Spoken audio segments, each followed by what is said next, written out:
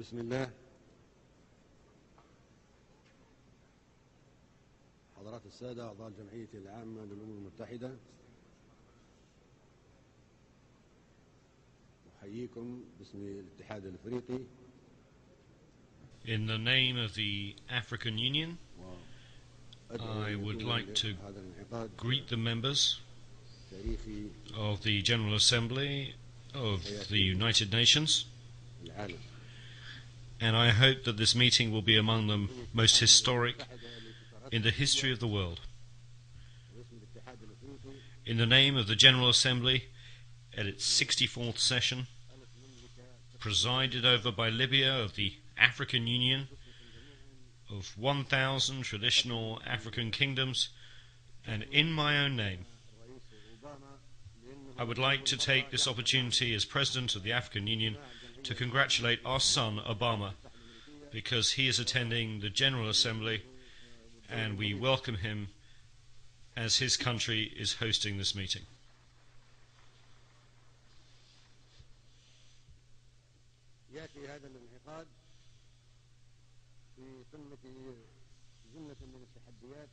This session is taking place in the midst of so many challenges facing us, and the whole world should come together and unite its efforts to defeat the challenges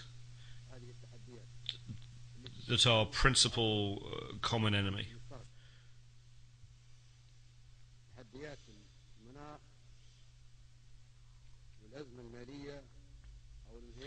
Those of climate change and international crises such as the capitalist economic decline, the food and water crises, desertification, terrorism, immigration, piracy, man-made and natural epidemics, and nuclear proliferation.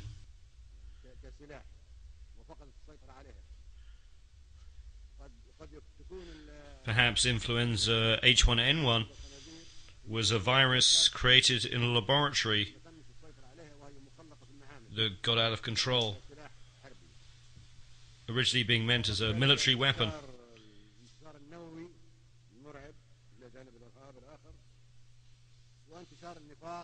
Such challenges also include hypocrisy, poverty, fear, materialism, and immorality.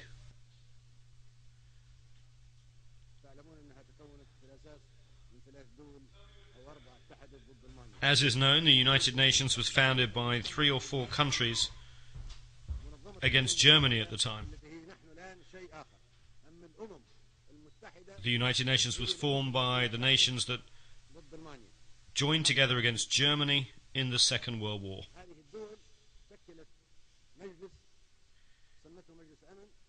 Those countries formed a body called the Security Council,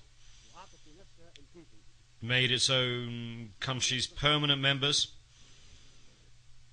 and granted them the power of veto. We were not present at that time. The United Nations was shaped in line with those 3 countries and wanted us to step into the shoes originally designed against Germany. That is the real substance of the United Nations when it was founded over 60 years ago. That happened in the absence of some 165 countries, at a ratio of 1 to 8.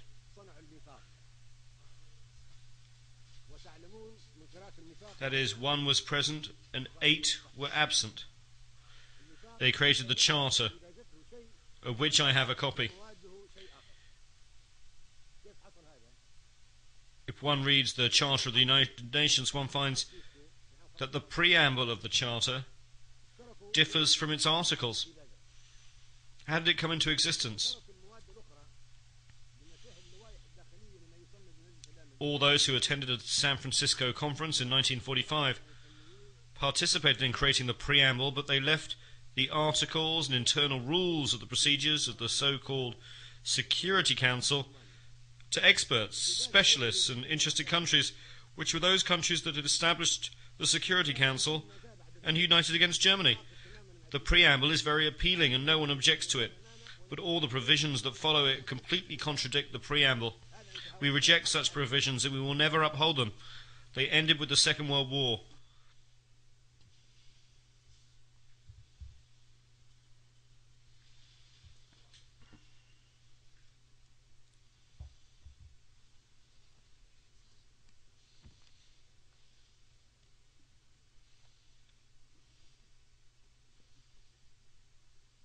الديباجة تقول أن الأمم متساوية كبيرها وصغيرها.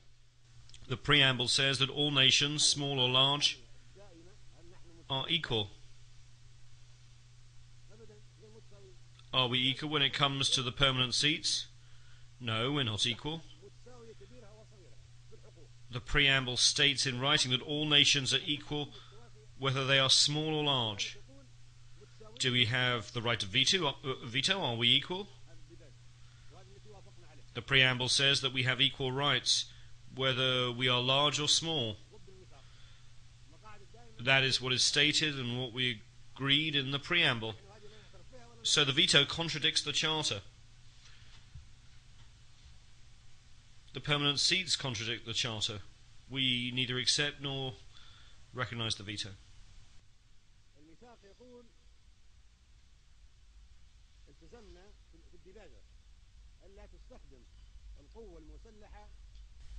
The preamble of the Charter states that armed force shall not be used save in the common interest. That is the preamble that we agreed to and signed, and we joined the United Nations because we wanted the Charter to reflect that.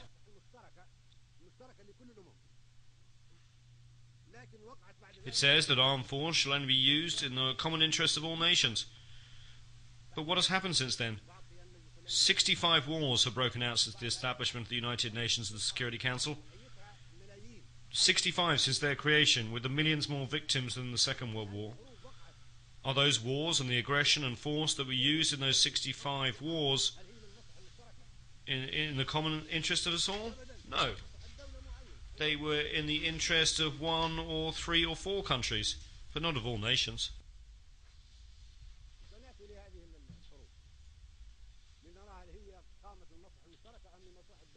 We will talk about whether those wars were in the interests of one country or of all nations. That flagrantly contradicts the Charter of the United Nations that we signed, and unless we act in accordance with the Charter of the United Nations to which we all agreed, we will reject it and not be afraid not to speak diplomatically to anyone. Now we are talking about the future of the United Nations. There should be no hypocrisy or diplomacy,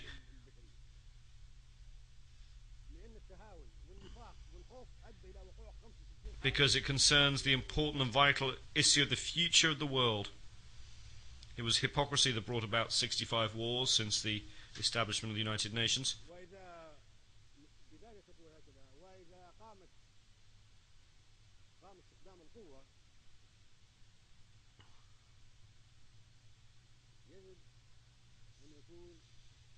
The preamble also states that if armed force is used, it must be a United Nations force.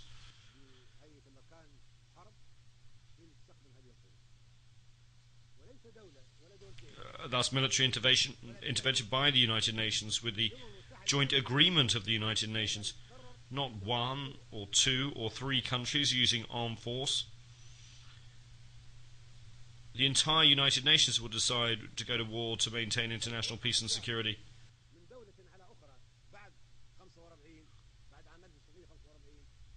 Since the establishment of the United Nations in 1945, if there's an act of aggression by one country against another, the entire United Nations should deter and stop that act.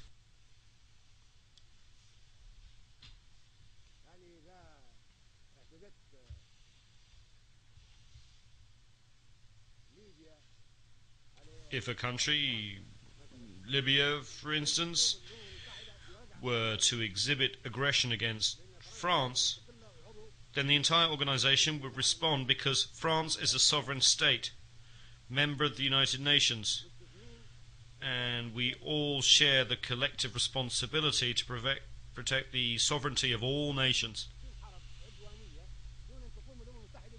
However, 65 aggressive wars have taken place without any United Nations action to prevent them.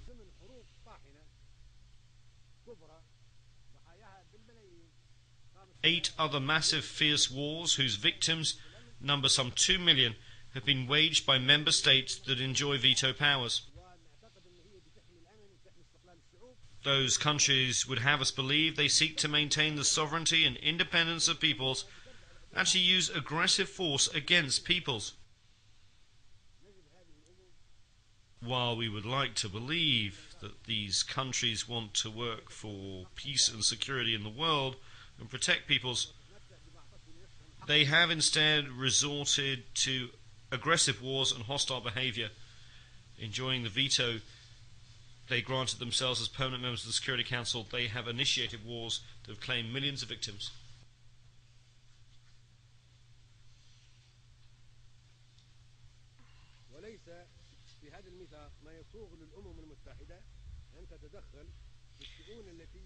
The principle of non-interference in the internal affairs of states is enshrined in the Charter of the United Nations. No country, therefore, has the right to interfere in the affairs of any government, be it democratic or dictatorial.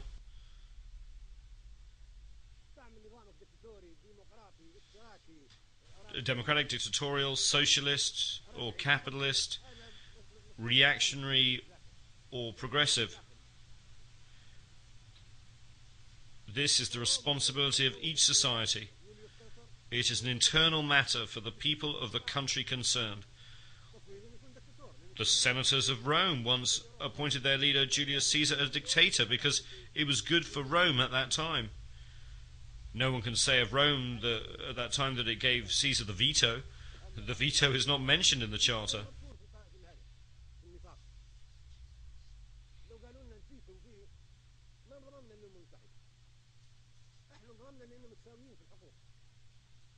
We joined the United Nations because we thought we were equals, only to find that one country can object to all the decisions we make. Who gave the permanent members their status in the Security Council? 4 of them granted this status to themselves. The only country that we in this assembly elected to a permanent member status in the Security Council is China. This was done democratically. But the other seats were imposed upon us in an undemocratically through a dictatorial procedure carried out against our will, and we should not accept it.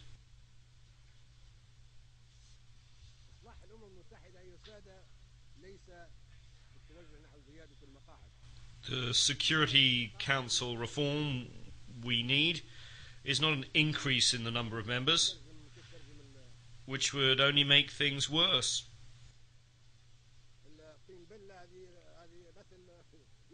To use a common expression, if you add more water, you get more mud. It would add insult to injury.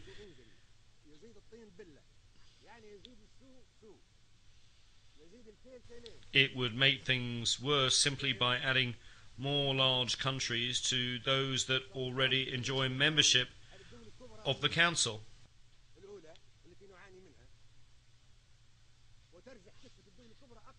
It would merely perpetuate the proliferation of superpowers. We therefore reject the addition of any more permanent seats. The solution is not to have more permanent seats, which would be very dangerous. Adding more superpowers would crush the peoples of small, vulnerable, and third world countries, which are coming together in what has been called the Group of 100. 100 small countries banding together in a forum that one member has called the Forum of Small States.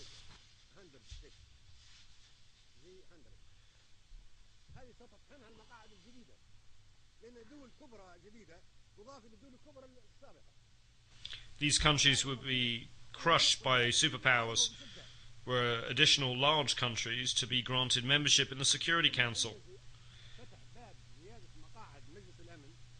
This door must be closed. We reject it strongly and categorically.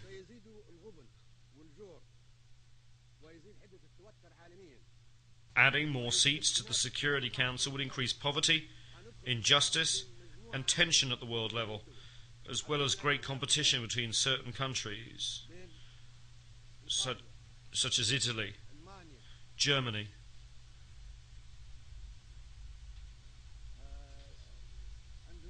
Indonesia, India, Pakistan, the Philippines, Japan,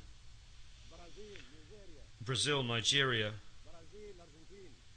Argentina, Algeria, Libya, Egypt, the Democratic Republic of the Congo, South Africa, Tanzania, Turkey, Iran, Ukraine and Greece. All these countries would seek a seat on the Security Council, making its membership almost as large as that of the General Assembly, and resulting in an impractical competition. What solution can there be? The solution is for the General Assembly to adopt a binding resolution under the leadership of Mr. Trekkie based on the majority will of the Assembly members and taking into account the consideration of no other body.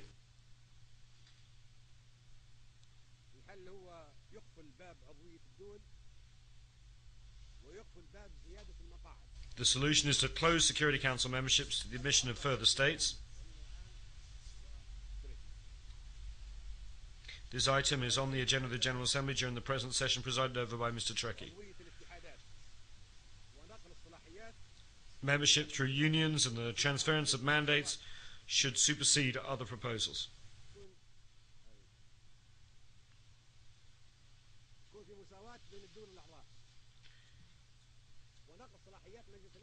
We should focus on the achievement of democracy based on the equality of member states. There should be equality among member states and the powers and mandates of the Security Council, and it should be transferred to the General Assembly. Membership should be for unions, not for states.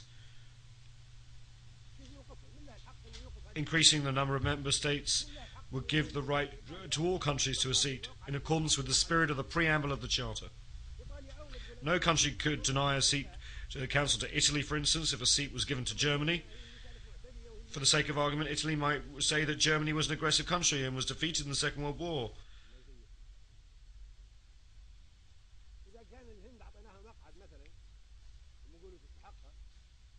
If we gave India a seat, Pakistan would say that it too is a nuclear country and deserves a seat. And those two countries are at war. It would be a dangerous situation. If we gave a seat to Japan, then we should give one to Indonesia, the largest Muslim country, then Turkey, and then Iran and Ukraine would make the same claim. What could we say to Argentina or Brazil?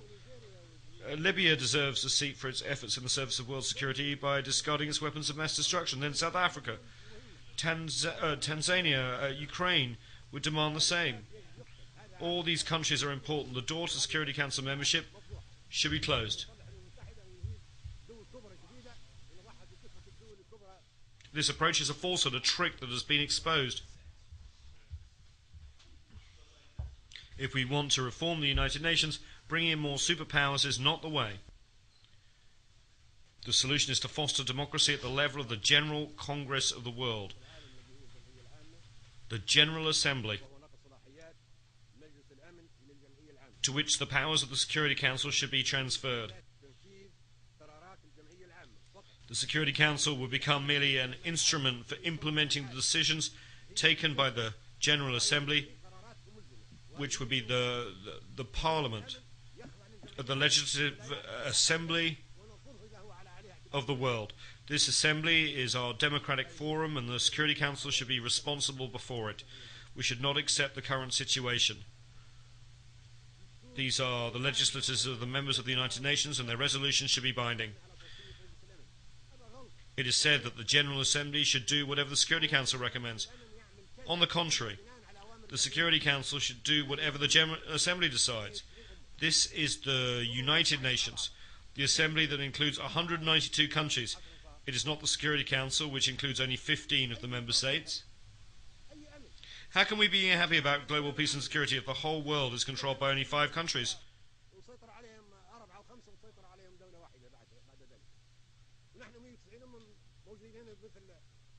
We are 192 nations and countries, and we are like Speaker's Corner in London's Hyde Park.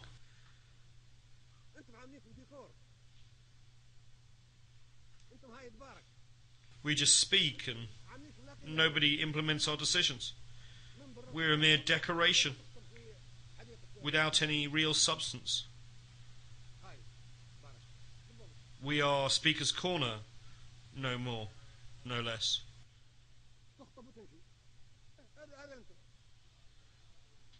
We just make speeches and then disappear. This is who you are right now.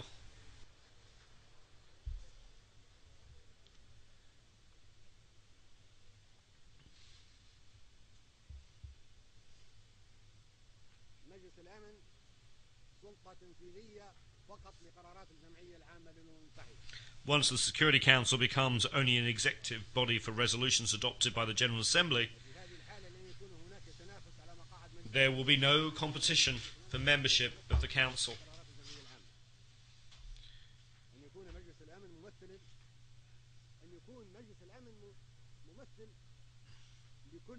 Once the Security Council becomes a tool to implement General Assembly resolutions, there will be no need for any competition. The Security Council should quite simply represent all nations in accordance with the proposals submitted to the General Assembly. There would be permanent seats on the Security Council for all unions and groups of countries.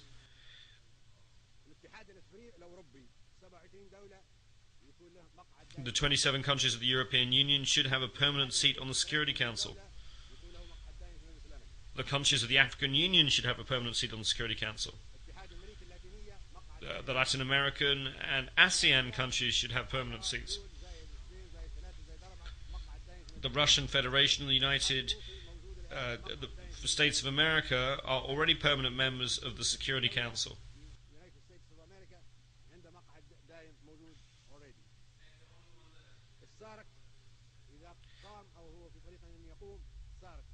The Southern African Development Community, SADC, once it's fully established, should have a permanent seat. The 22 countries of the Arab League should have a permanent seat. The 57 countries of the Islamic Conference should have a permanent seat.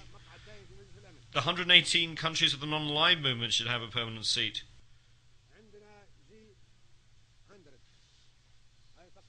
Then there is the G100. Perhaps the small countries should also have a permanent seat. Countries not included in the unions that I have mentioned could perhaps be assigned a permanent seat to be occupied by them in rotation every 6 or 12 months. I'm thinking of countries like Japan and Australia that are outside organizations as ASEAN, or like the Russian Federation that is not a member of European or Latin American or African unions. This would be a solution for them if the General Assembly votes in favor of it.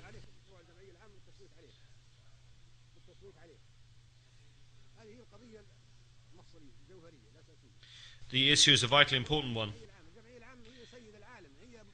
As has already been mentioned, the General Assembly is the Congress and Parliament of the world, the leader of the world.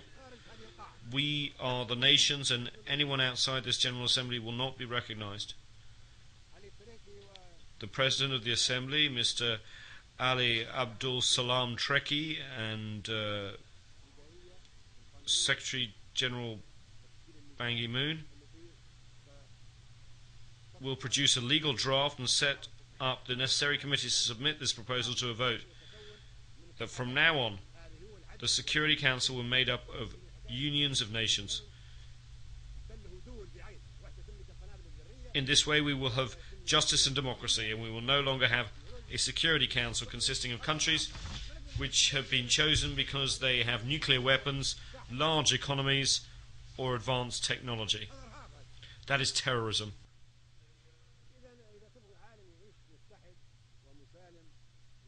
We cannot allow the Security Council to be run by superpowers.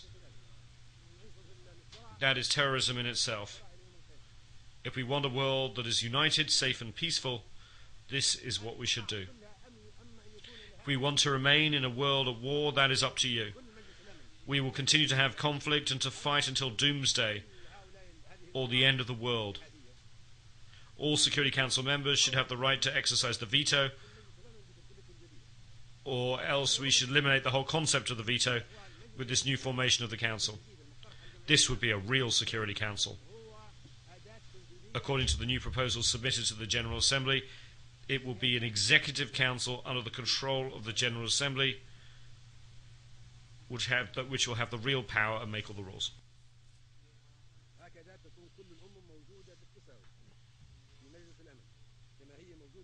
In this way, all countries will be on an equal footing in the Security Council, just as they are in the General Assembly. In the General Assembly, we are all treated equally when it comes to membership and voting. It should be the same in the Security Council.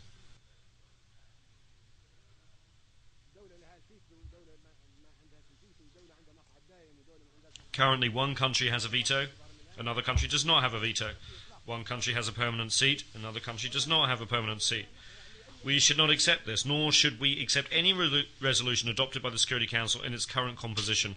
We are under trusteeship. We were colonized, and now we were independent.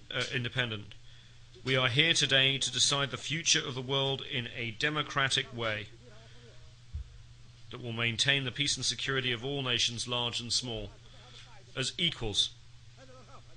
Otherwise, it is terrorism. For terrorism is not just Al-Qaeda, but can also take other forms. We should be guided by the majority of the votes in the General Assembly alone. If the General Assembly takes the decision by voting, then its wishes should be obeyed and its decision should be enforced. No one is above the General Assembly. Anyone who says he is above the Assembly should leave the United Nations and be on his own.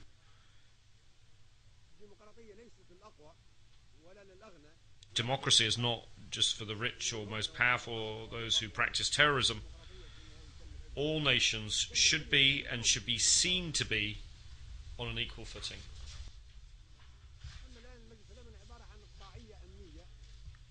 At present, the Security Council is security feudalism, political feudalism, for those with permanent seats, protected by them and used against us.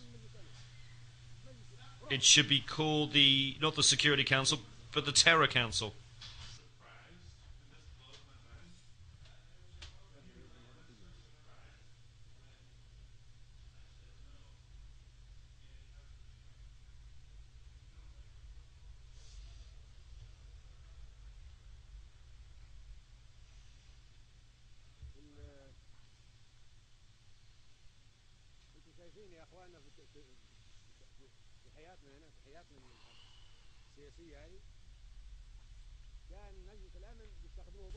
In our political life, if they need to use the Security Council against us, they turn to the Security Council. If they have no need to use it against us, they ignore the Security Council. If they have an interest to promote, an axe to grind, they respect and glorify the Charter of the United Nations, they turn to Chapter 7 of the Charter and use it against poor nations. If, however, they wish to violate the Charter, they would ignore it as if it did not exist at all.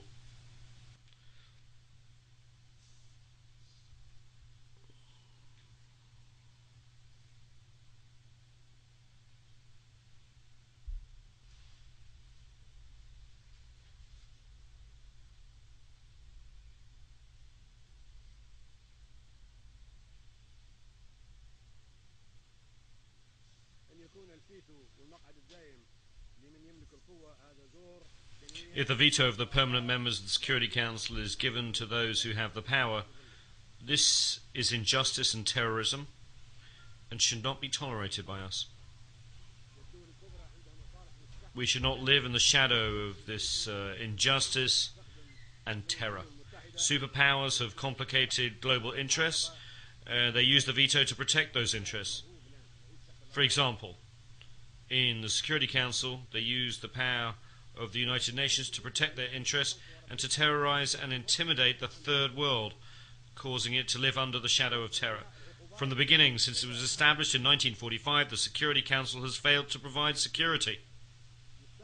On the contrary, it has provided terror and sanctions. It is only used against us. For this reason, we will no longer be committed to implementing Security Council resolutions after this speech, which marks the 40th anniversary.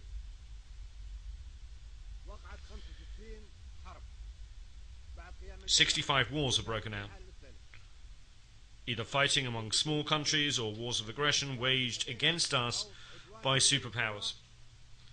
The Security Council, in clear violation of the Charter of the United Nations, failed to take action to stop these wars or acts of aggression against small nations and peoples. The General Assembly will vote on a number of historic proposals. Either we act as one or we will fragment.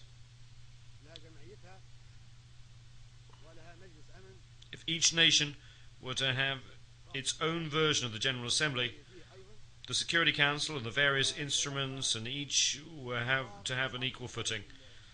The powers that currently fill the permanent seats would be confined to use of their own sovereign bodies, whether they be 3 or 4 of them, and would have to exercise their rights against themselves.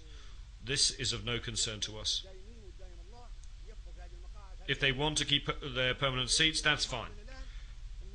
Permanent seats will be of no concern to us. We shall never submit to their control or to their exercise of the veto that was given to them. We are not so foolish as to give up the right of veto to the superpowers to use so they can treat us as second-class citizens and outcast nations. It's not we who decided that those countries are the superpowers and respected nations with the power to act on behalf of 192 countries.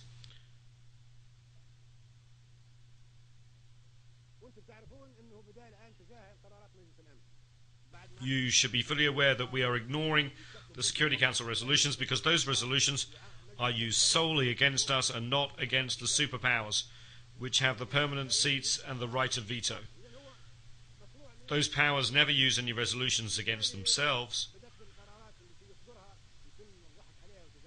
They are, however, used against us. Such use has turned the United Nations into a travesty of itself and has generated wars of violations of the sovereignty of independent states. It has led to war crimes and genocides. All of this is in violation of the Charter of the United Nations.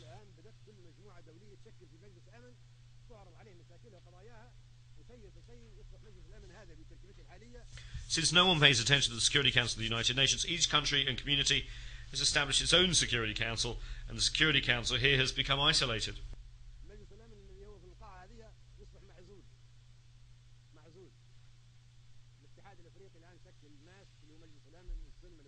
The African Union has established its own Peace and Security Council.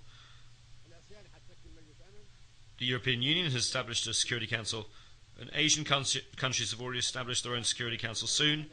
Latin America will have its own Security Council, as will the 120 non-aligned nations. This means that we've already lost the confidence in the United Nations Security Council, which has not provided us with security, and that's why we now are creating the new regional security councils. We are not committed to obeying the rules or the resolutions of the United Nations Security Council in its present form because it is undemocratic, dictatorial, and unjust.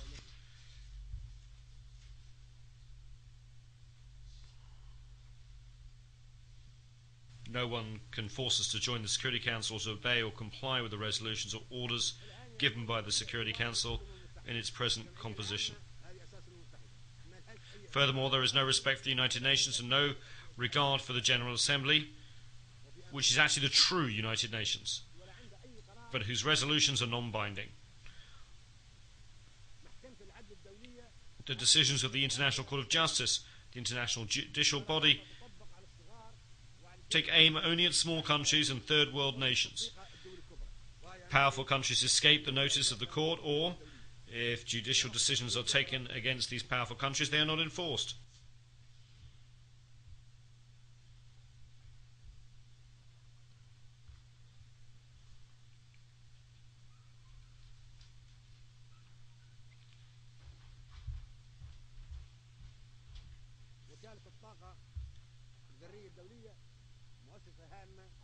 The International Atomic Energy Agency, IAEA, is an important agency within the United Nations. Powerful countries, however, are not accountable to it or under its jurisdiction.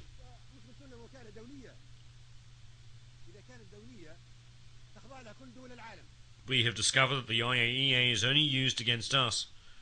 We are told that it's an international organization, but if that's the case, then all the countries of the world should be under its jurisdiction. If it's not truly international, then right after this speech, we should no longer accept it and should close it down. Mr. Trekkie, in his capacity as President of the General Assembly, should talk to the Director General of the IAEA, Mr. Al-Baradei, and should ask him if he is prepared to verify nuclear energy storage in all countries and inspect all suspected increases. If he says yes, then we accept the agency's jurisdiction. But if he says that he cannot go into certain countries that have nuclear power and he does not have any jurisdiction over them, then we should close the agency down and not submit to its jurisdiction. For your information, I called Mr. El-Baradei when we had the problem of the Libyan nuclear bomb. I called Mr. El-Baradei and asked him if the agreements by the superpowers to reduce nuclear supplies were subject to agency control and under inspection, and whether he was aware of any increases in their activity. He told me that he was not in a position to ask the superpowers to be inspected. So is the agency only inspecting us? If so, it does not qualify as an international organisation since it is selective, just like the Security Council and the International Court of Justice. This is not equitable, nor is the United Nations. We totally reject this situation.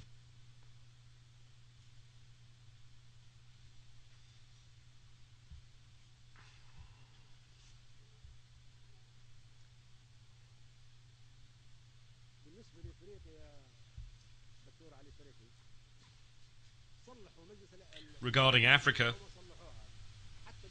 Mr. President, whether the United Nations is reformed or not, and even before a vote is taken on any proposals of a historic nature, Africa should be given a permanent seat on the Security Council now, having already waited too long.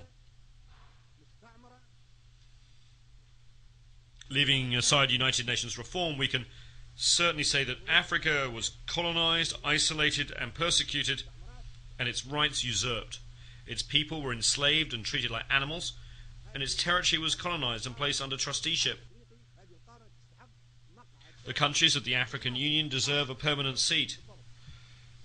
This is a debt from the past that has to be paid and has nothing to do with the United Nations reform. It's a priority matter and is high on the agenda of the General Assembly. No one can say that the African Union does not deserve a permanent seat. Who can argue with that proposal? I challenge anyone to make a case against it. Where is the proof that the African Union or the African continent does not deserve a permanent seat? No one can possibly deny this.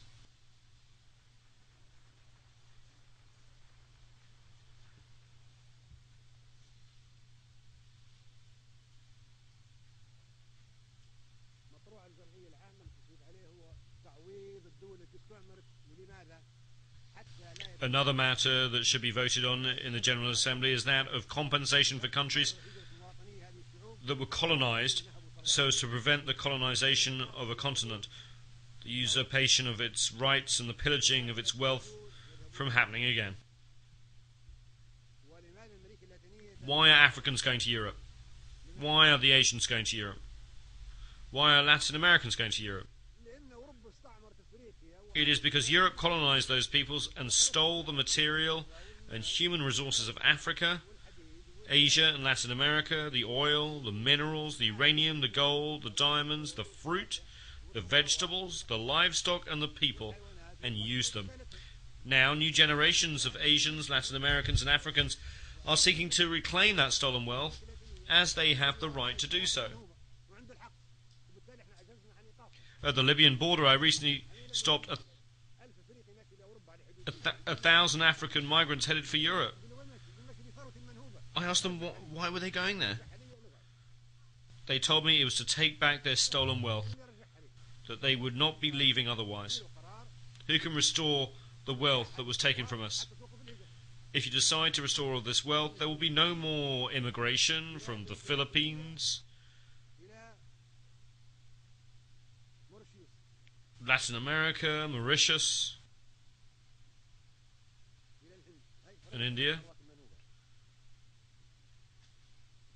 Let us have the wealth that was stolen from us. Africa deserves $777 trillion in compensation from countries that colonized it.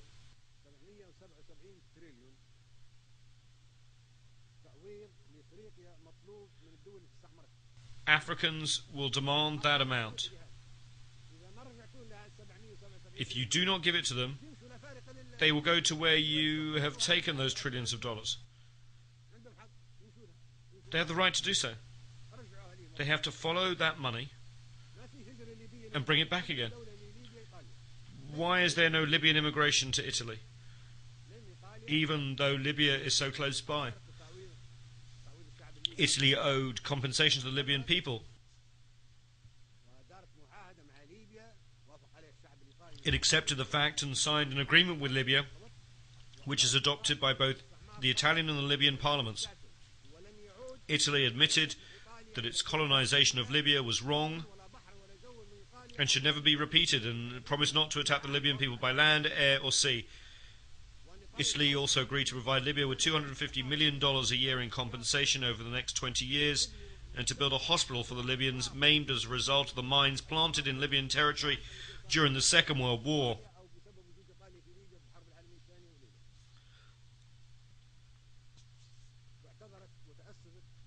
Italy apologized and promised that it would never again occupy the territory of another country.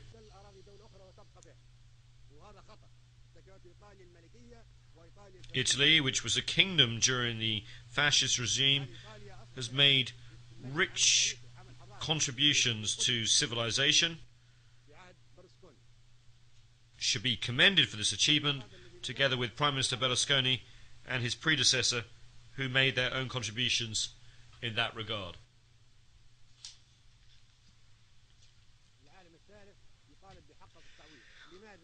Why is this third world demanding compensation? So that there will be no more colonization, so that large and powerful countries will not colonize, knowing that they will have to pay compensation. Colonization should be punished. The countries that harmed other peoples during the colonial era should pay compensation for the damage and suffering inflicted under their colonial rule.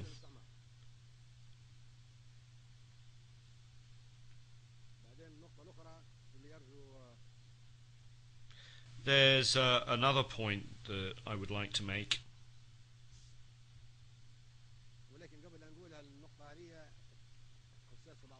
However, before doing so, and addressing a somewhat sensitive issue,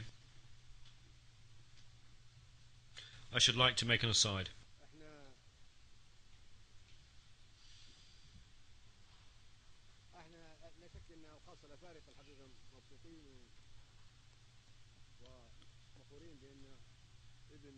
We Africans are happy and proud indeed.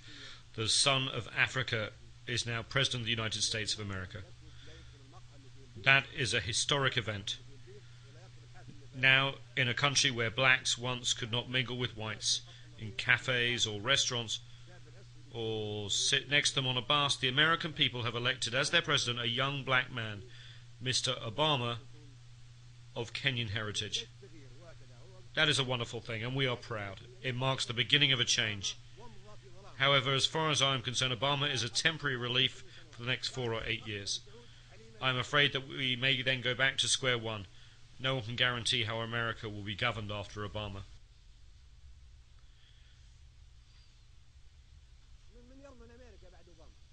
We would be content if Obama could remain President of the United States of America forever.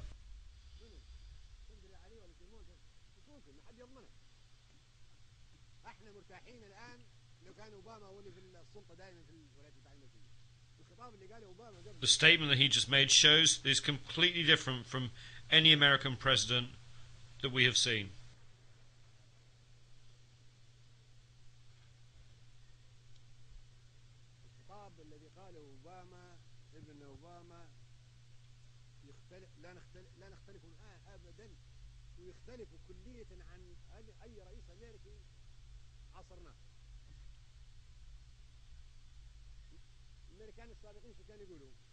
American presidents used to threaten us with all manner of weapons,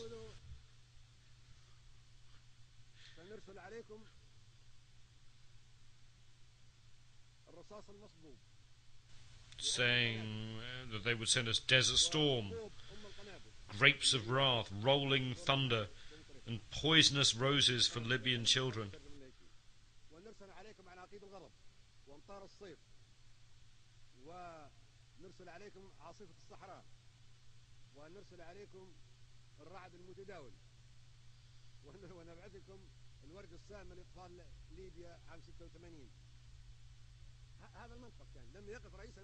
That was their approach. American presidents used to threaten us with operations such as Rolling Thunder, sent to Vietnam, Desert Storm, sent to Iraq.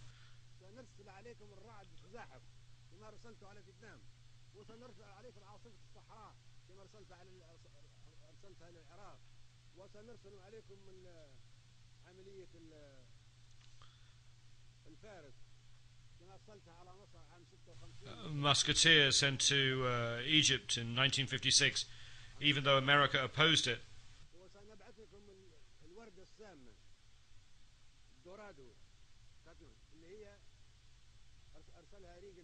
And the poisonous roses visited upon Libyan children by Reagan.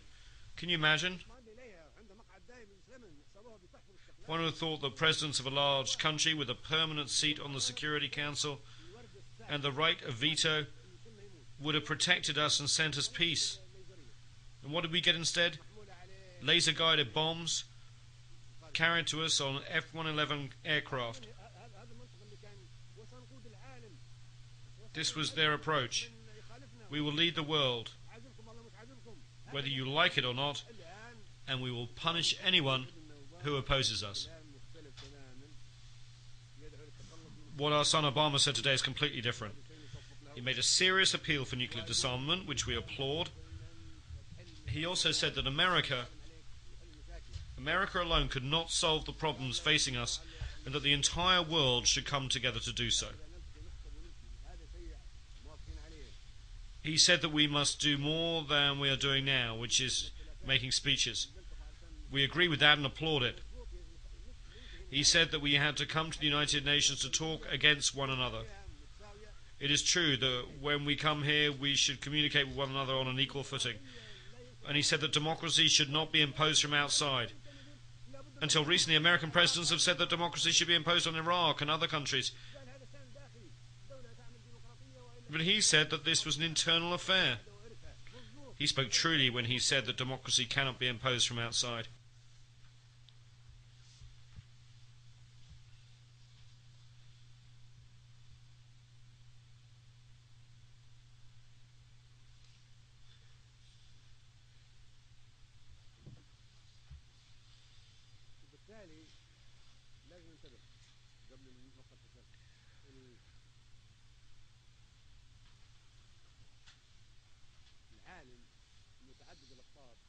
So we have to be cautious. Before I make these sensitive remarks, I note that the whole world has so many polarities. Listen, should we have a world of so many polarities? Can we not have nations on an equal footing? Let's have an answer. Does anyone have an answer as to whether it's better to have a world of so many polarities. Why can we not have equal standing? Should we have patriarchs? Should we have popes? Should we have gods? Why should we have a world of so many polarities? We reject such a world and call for a world where big and small are equal.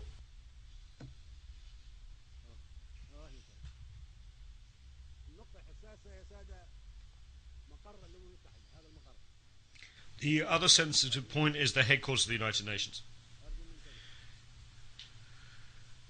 Can I have your attention, please?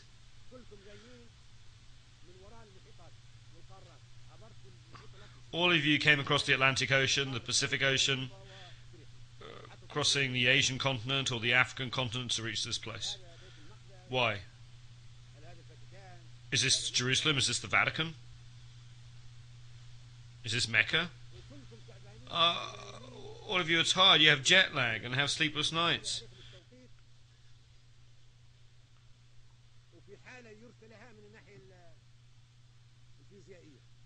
You're very tired, very low physically.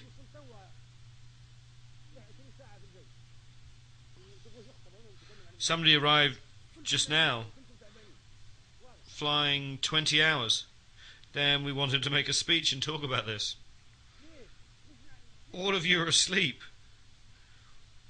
All of you are tired. It is clear that all of you are lacking energy because of having to make such a long journey. Why do we do that?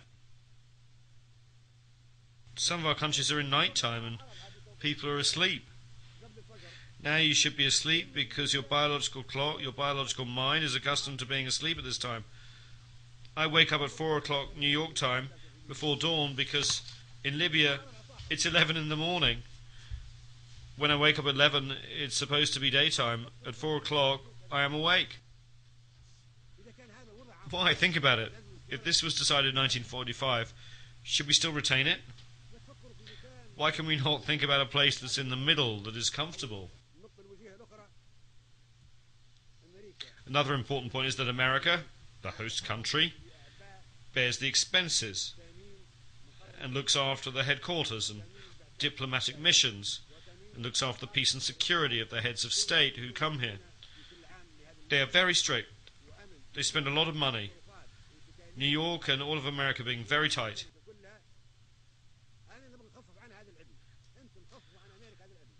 I want to relieve America of this hardship. We should thank America. We should say to America, thank you for all the trouble that you've taken on yourself. We say thank you, America. We want to help reassure America and New York and keep them calm. They should not have the responsibility of looking after security. Perhaps someday a terrorist could cause an explosion or a bomb on a president. This place is targeted by Al-Qaeda, this very building.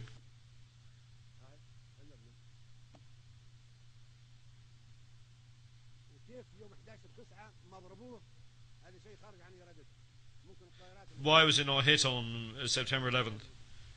It was beyond their power. The next target would be this place. I'm not saying this in an offhand manner. We have tens of members of Al-Qaeda detained in Libyan prisons. Their confessions are very scary. That makes America live under tension. One never knows what will happen. Perhaps America or this place will be targeted again by a rocket. Perhaps tens of heads of state will die. What we want to relieve America from this worry, we should take the place to where it is not targeted. Now, after 50 years, the United Nations headquarters should be taken to another part of the hemisphere. Another 50 years in the Western Hemisphere. For the next 50 years, it should be in the Eastern Hemisphere or in the Middle Hemisphere by rotation. Now, with 64 years, we have an extra 14 years over the 50, so the headquarters should be moved to somewhere else. This is not an insult to America, it's a service to America. We should thank America. This was possible in 1945, and we should not accept it now, of course. this should be put on the vote of the General Assembly.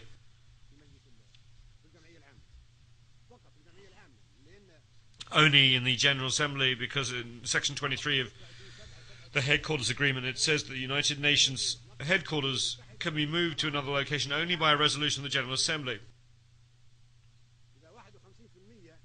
If 51% of the Assembly approves relocation of headquarters, then it can be moved.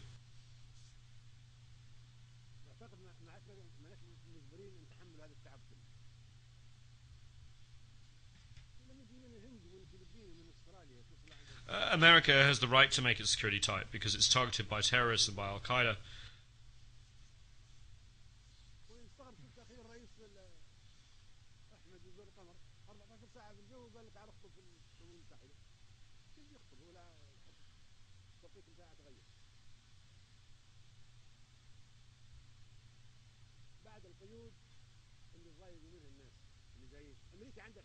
America has the right to take all security measures. We're not blaming America for that. However, we do not tolerate these measures. We do not come to New York and be subjected to all these measures.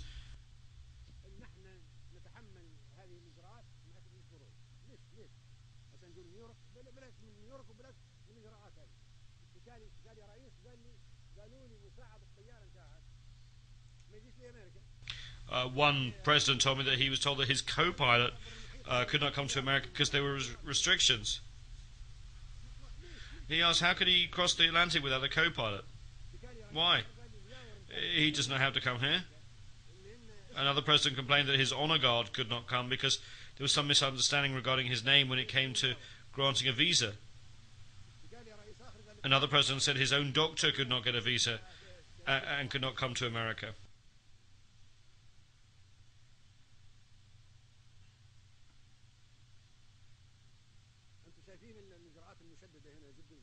The security measures are very strict.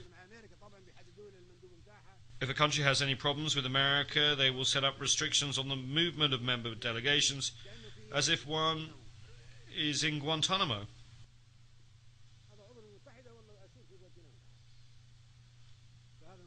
Is this a member state of the United Nations? Or is it a prisoner in the Guantanamo camp that cannot be allowed free movement? This is what is submitted to the General Assembly for a vote, moving the headquarters. If 51% agree, then we come to the second vote, to the middle of the globe or the eastern part. If we say we move the headquarters to the middle of the hemisphere, why don't we move it to Sirte or Vienna? One can come even without a visa. Once you come as president, Libya is a secure country. We are not going to restrict you to 100 or 500 meters. Libya has no hostile actions against anybody, and I think the same holds true of Vienna.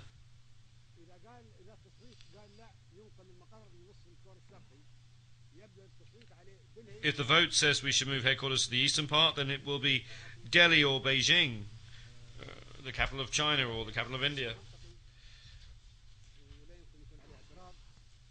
That's logical, my brothers. I do not think there will be any objection to that.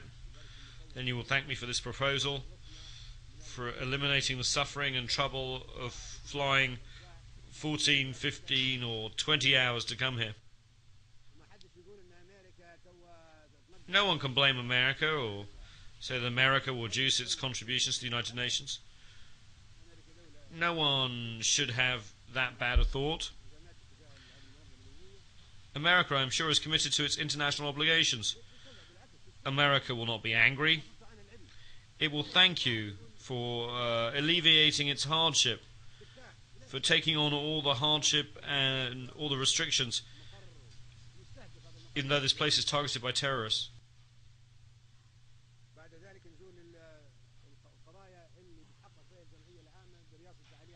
We come now to the issues that will be considered by the General Assembly. We are about to put the United Nations on trial. The old organizations will be finished and a new one will emerge. This is not a normal gathering.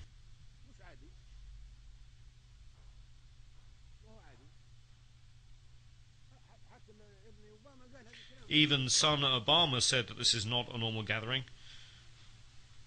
It is a historic meeting. The wars that took place after the establishment of the United Nations, why did they occur? Where was the Security Council? Where was the Charter? Where was the United Nations? There should be investigations and judicial intervention. Why have there been massacres? We can start with the Korean War because it took place after the establishment of the United Nations. How did a war break out and cause millions of victims? Nuclear weapons could have been used in that war. Those who are responsible for causing the war should be tried and should pay compensation and damages.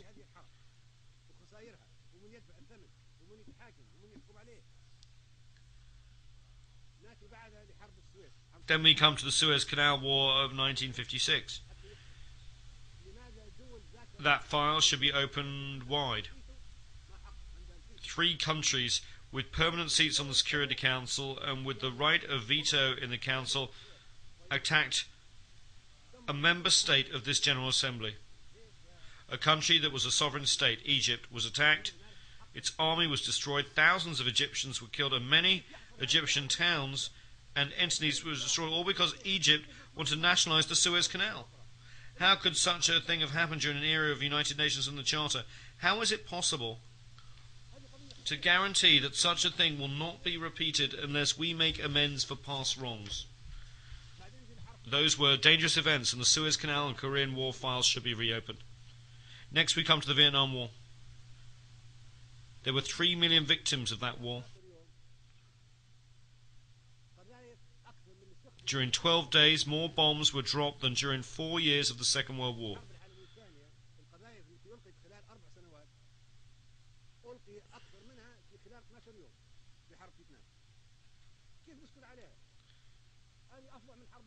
It was a fiercer war, and it took place after the establishment of the United Nations and after we had decided that there would be no more wars.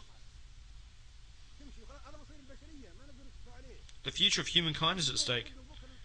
We cannot stay silent. How can we feel safe? How can we be complacent? This is the future of the world, and we who are in the General Assembly of the United Nations must make sure that wars are not repeated in the future. Then Panama was attacked, even though it was an independent member state of the General Assembly. 4,000 people were killed, and the president of that country was taken prisoner and put in prison.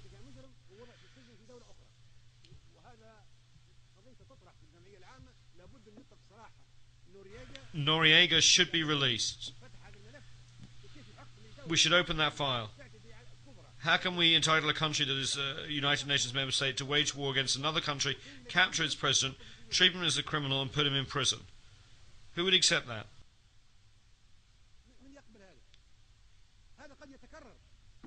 It could be repeated. We should not stay quiet.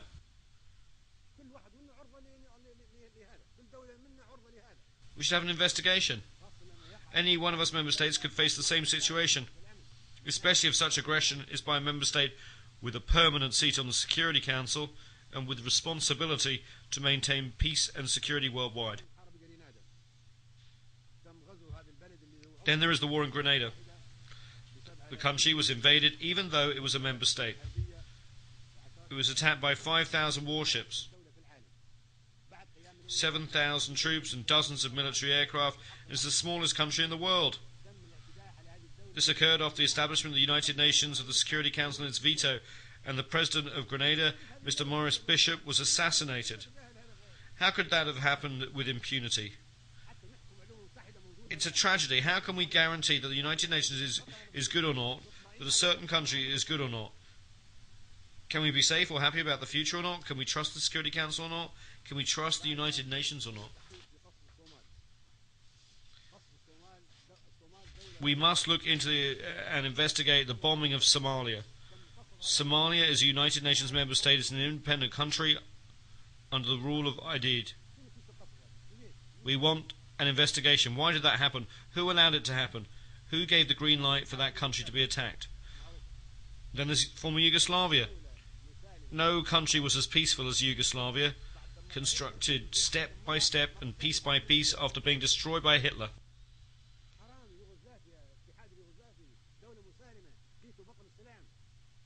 We destroyed it, as if we were doing the same job as Hitler.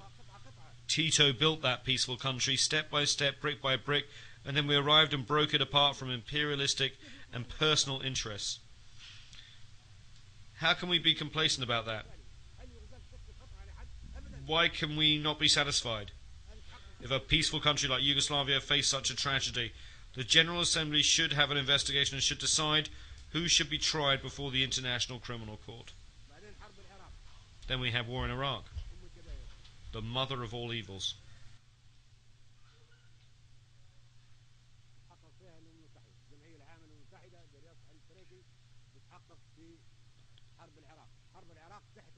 The United Nations should investigate that. The General Assembly, presided over by Mr. Trekkie, should investigate that. The invasion of Iraq was a violation of the United Nations Charter. It was done without any justification by the superpowers with permanent seats on the Security Council. Iraq is an independent country and a member state of the General Assembly. How could those countries attack Iraq? As provided for in the Charter, the United Nations should have intervened and stopped the attack.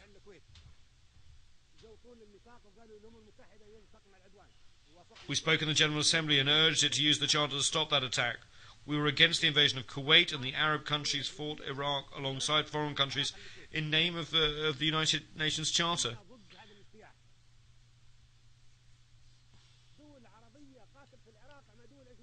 In the first instance, the Charter was respected.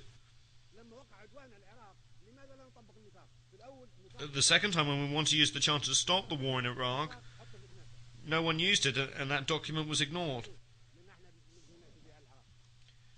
Why did that occur? Mr. Trekkie and the General Assembly should investigate to determine whether there was any reason at all to invade Iraq.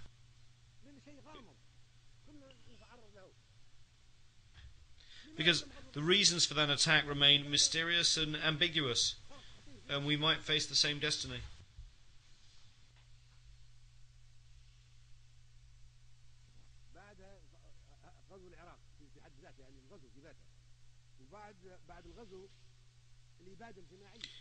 Why was Iraq invaded? The invasion itself was a serious violation of the United Nations Charter, and it was wrong.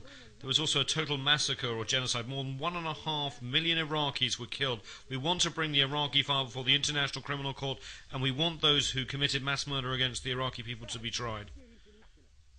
It's not easy for Charles Taylor to be tried, or Bashir to be tried, or for Noriega to be tried. It's all easy for them.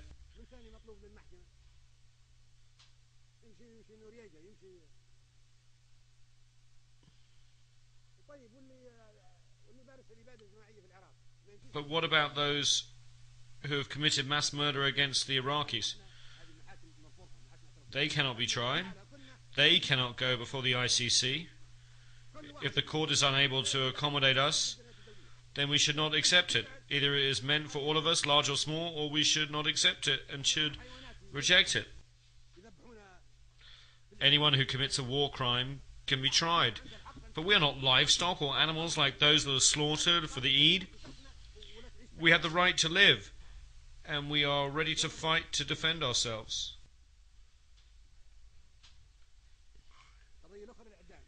We have the right to live in dignity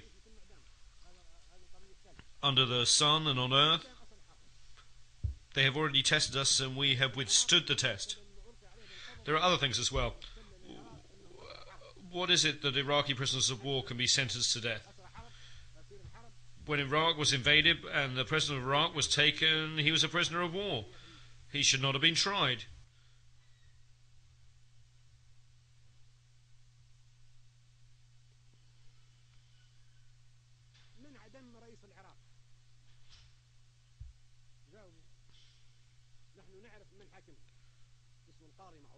He should not have been hanged. When the war was over, he should have been released.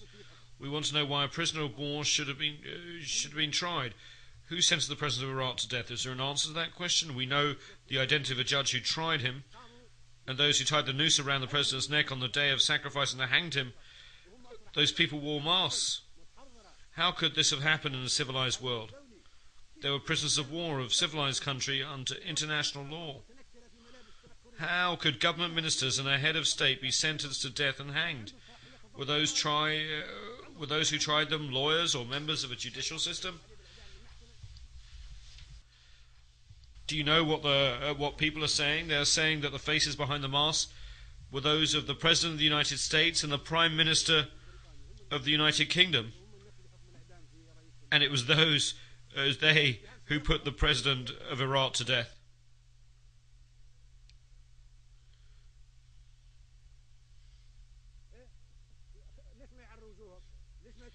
Why do the executioners not unmask their faces? Why do we not know their ranks? Why do we not know whether they were officers, judges, soldiers or doctors? How does it come to the President, the state member of the United Nations, was sentenced to death and killed? We do not know the identity of the executioners. The United Nations is duty-bound to answer these questions. Who carried out the death sentence? They must have legal status and official responsibilities. We should know their identities, and we should know about the presence of a physician and the nature of all the legal proceedings. That would be true for an ordinary citizen, let alone for the president of a state member of the United Nations who was put to death in this manner.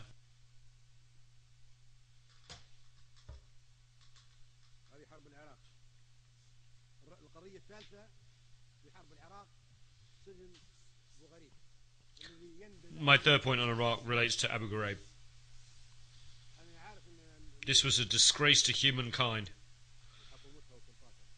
I know that the United States authorities will investigate the scanner, but the United Nations must not ignore it either. The General Assembly should investigate this matter.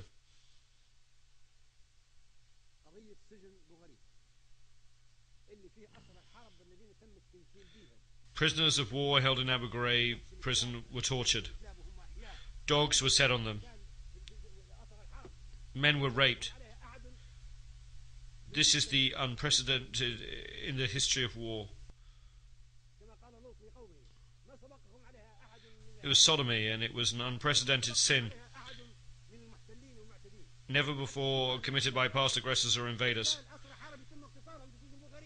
Prisoners of war are soldiers, but these were raped in prison by a state, a permanent member of the Security Council. This goes against civilization and humankind.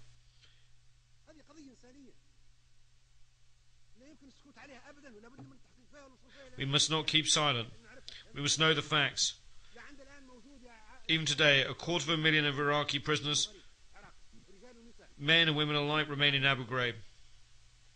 They are being maltreated, persecuted and raped. There must be an investigation.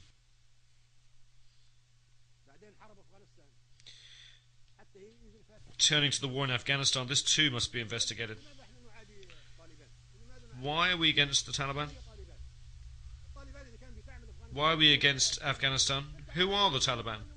If the Taliban want a religious state, that's fine. Think of the Vatican. Does the Vatican pose a threat to us? No, it's a religious, very peaceful state.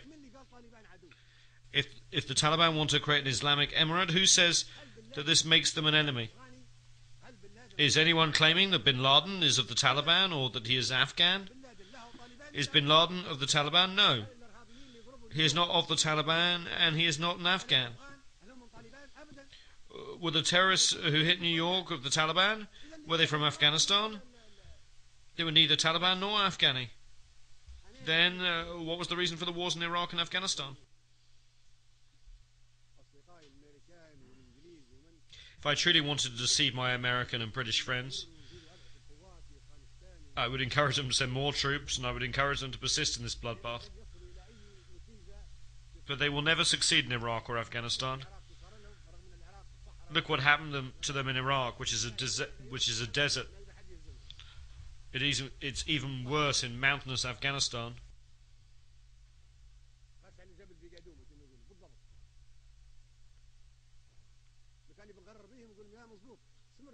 If I wanted to deceive them, I would tell them to continue the wars in Iraq and Afghanistan. But no, I want to save the citizens of the United States, the United Kingdom, and other countries who are fighting in Iraq and Afghanistan. So I tell them, leave Afghanistan to the Afghans. Leave Iraq to the Iraqis.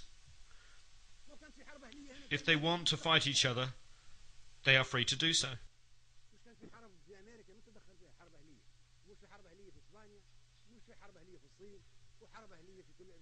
America had its civil war, and no one interfered in it. There were civil wars in Spain, China, and countries all over the world. No place on earth has been free of civil wars. Let there be a civil war in Iraq. If the Iraqis want to have a civil war and fight each other, that's fine. Who says that if the Taliban form a government, they would possess intercontinental missiles of the kind of airplanes that hit New York?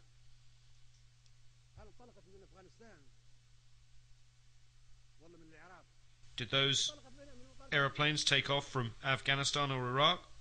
No, they took off from American airports. So why is Afghanistan being struck? The terrorists were not Afghans or Taliban or Iraqis. Why are we silent? We must never be war devils. Anyone who does not speak the truth is a silent devil.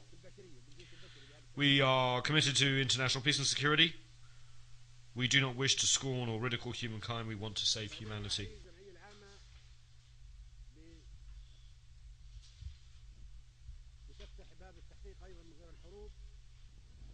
As President of the General Assembly, Mr. Ali Trekkie should open an investigation of the assassinations file, in addition to the war files. Who killed Patrice Lumumba and why? We merely want to record it in the annals of African history. We want to know how an African leader, a liberator, came to be assassinated. Who killed him? We want our sons to be able to read the history of how Patrice Lumumba, the hero of Congo's liberation struggle, was assassinated. We want to know the facts, even 50 years on. That is one file that should be reopened. And who killed Secretary General Dag Hammarskjöld? Who fired on his aeroplane in 1961 and why? And then there's the assassination of United States President Kennedy in 1963.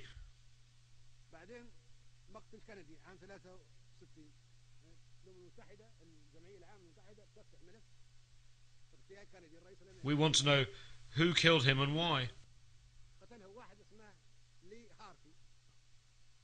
There was someone called Lee Harvey Oswald, who was then killed by one Jack Ruby.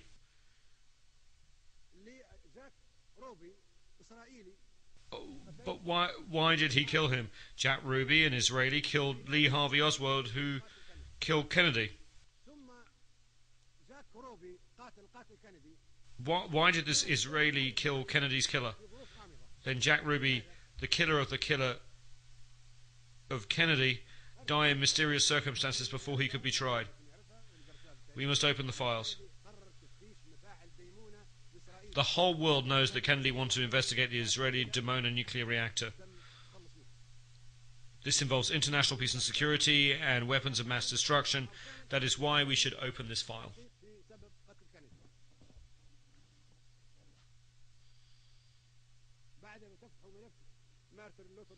Then there's the assassination of Martin Luther King, the black reverend and human rights activist. His assassination was a plot, and we should know why he was killed and who killed him. And then there was Khalil Wazir, or Abu Jihad, a Palestinian, was attacked. He was living peacefully in Tunisia, a member state, and that country's sovereignty was not respected. We cannot keep silent, even though submarines and ships were detected along the coast of Tunisia where he was killed. No one was accused or tried. Abu Yad was also killed, and we should know how he was killed. He was killed in ambiguous circumstances.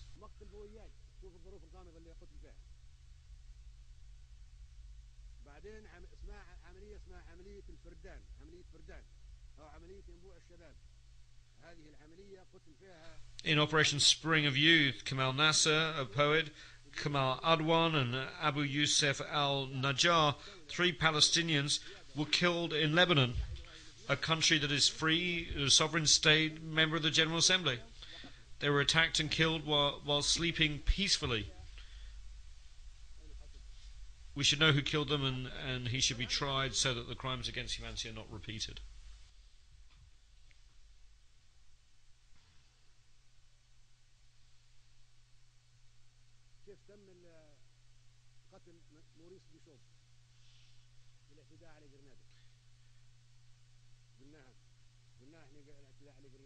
We've already talked about the size of the force used in the invasion of Grenada. 7,000 troops, 15 battleships, dozens of bombers.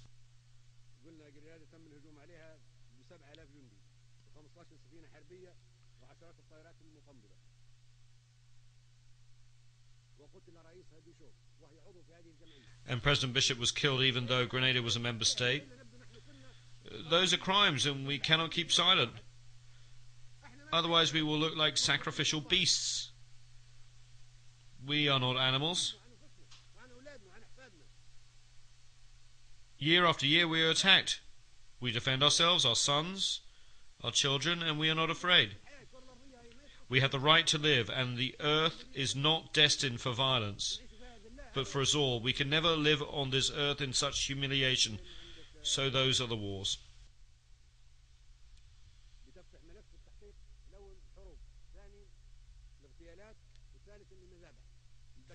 The last files is that of the massacres. In the Sabra and Shatila massacre, 3,000 people were killed. That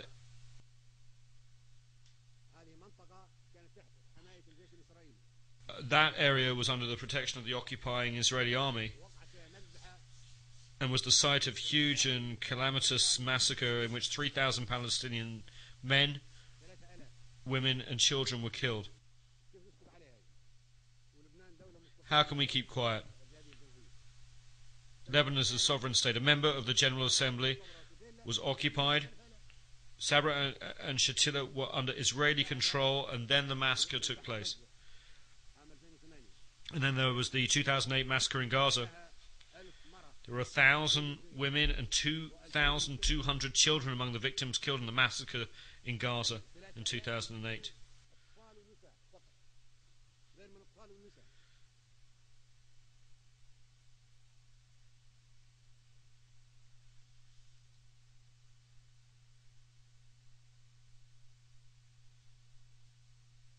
تم تدمير 50 مؤسسة تبع الأمم المتحدة تبع هذه الجمعية.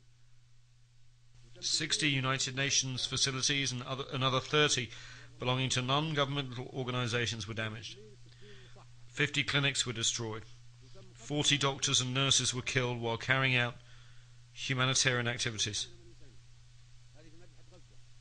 This took place in Gaza in December 2008. The perpetrators are still alive, and they should be tried by the International Criminal Court. Should we try only the underdogs, the weak and the poor of the third world countries, and not important and protected figures?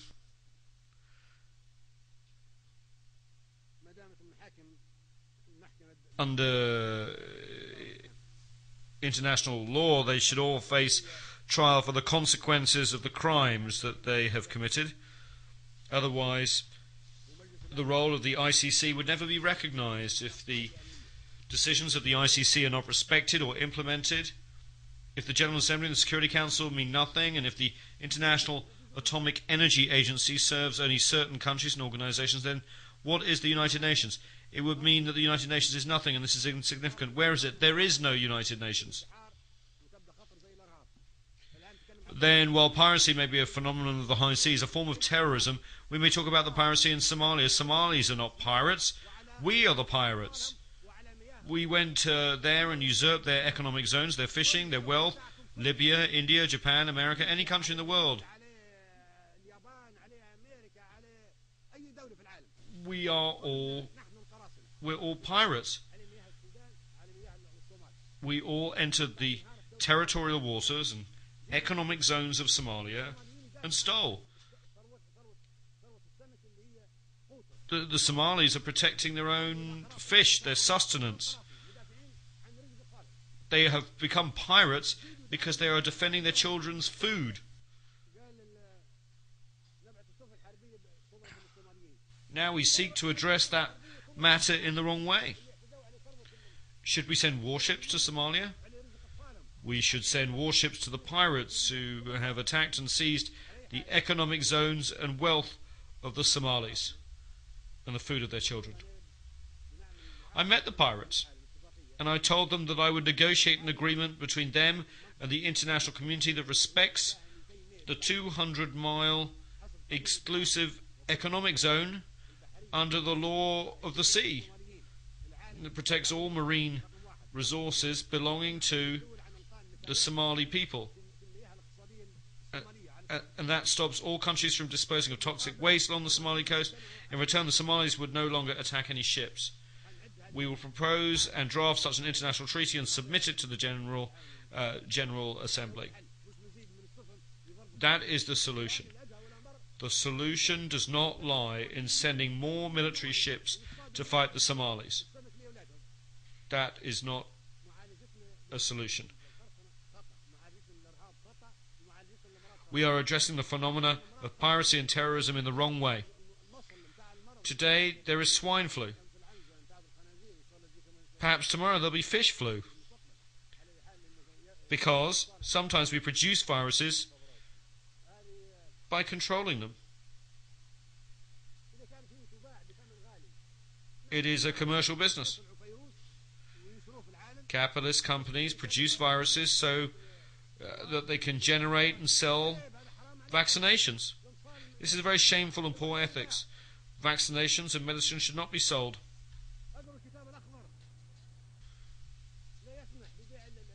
In the Green Book, I maintain that medicines should not be sold or subject to commercialization. Medicines should be free of charge and vaccinations given free to children. But capitalist companies produce the viruses and vaccinations and want to make a profit. Why are they not free of charge? We should give them free of charge, not sell them.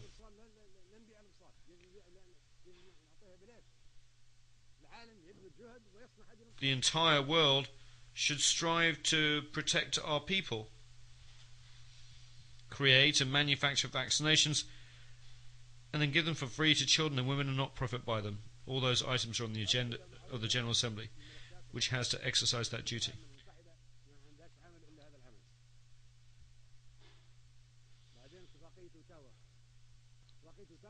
The Ottawa Convention on Landmines forbids the production of landmines. That is wrong. Landmines are defensive weapons. If I place them along the border of my country and someone wants to invade me, they may be killed. That's all right, because they're invading me. The convention should be reconsidered. I am not taking that defensive weapon to another country. The enemy is coming to me, and on the Qaddafi website, I call for that treaty to be modified or annulled. This treaty should be modified or annulled. I want to use anti-personnel mines to defend my home against invasion. Eliminate weapons of mass destruction, not landmines, which are defensive weapons.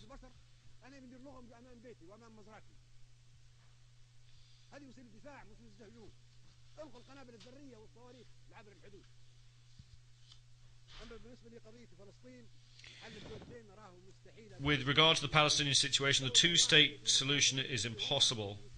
It is not practical.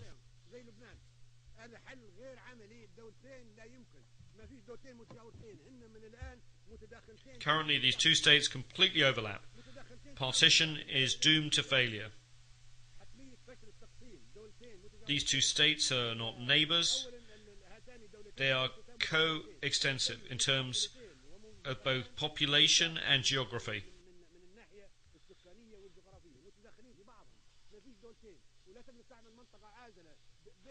A buffer zone cannot be created between the two states because there are 500,000 Israeli settlers in the West Bank and 1 million Arab Palestinians in the territory known as Israel. The solution, therefore, is a democratic state without religious fanaticism or ethnicity. The generation of Sharon and Arafat is over. We need a new generation in which everyone can live in peace. Look at the Palestinian and Israeli youth. They both want peace and democracy. And they want to live under one state. This conflict poisons the world.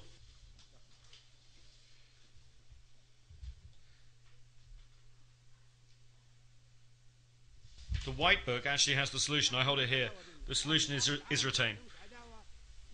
Arabs should have no hostility or animosity towards Israel. We are cousins of the same race. We want to live in peace.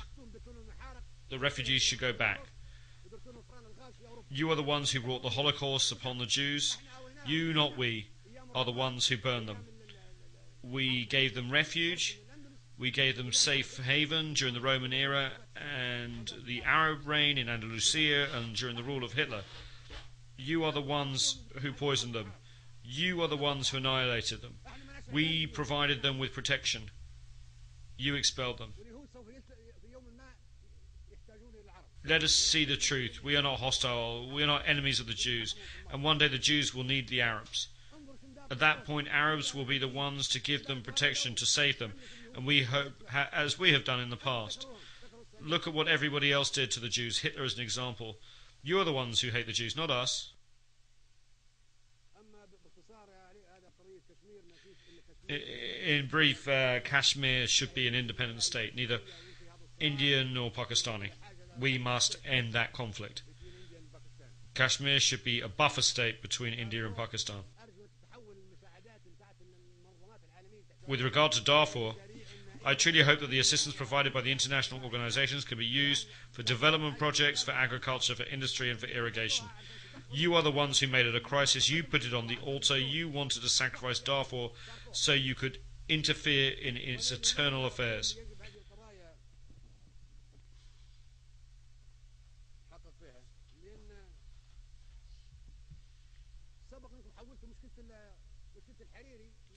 You've turned the Hariri problem into a United Nations problem. You are selling Hariri's corpse. You just want to settle scores with Syria. Lebanon is an independent state. It has law courts, a judiciary and police. At this stage, it is no longer the perpetrators that are being sought. The real wish is to settle scores with Syria, not ensure justice for Hariri. The cases of Khalil al-Wazir, Lumumba, Kennedy and Hammarskjöld should also have been turned over to the United Nations if the Hariri case merits such attention.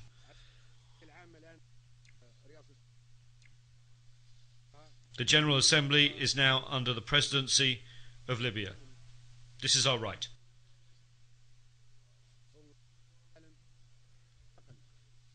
Libya hopes that you will assist in making the transition from a world fraught with crises and tension in a world which humanity, peace and tolerance prevail. I will personally follow up on this issue with the General Assembly.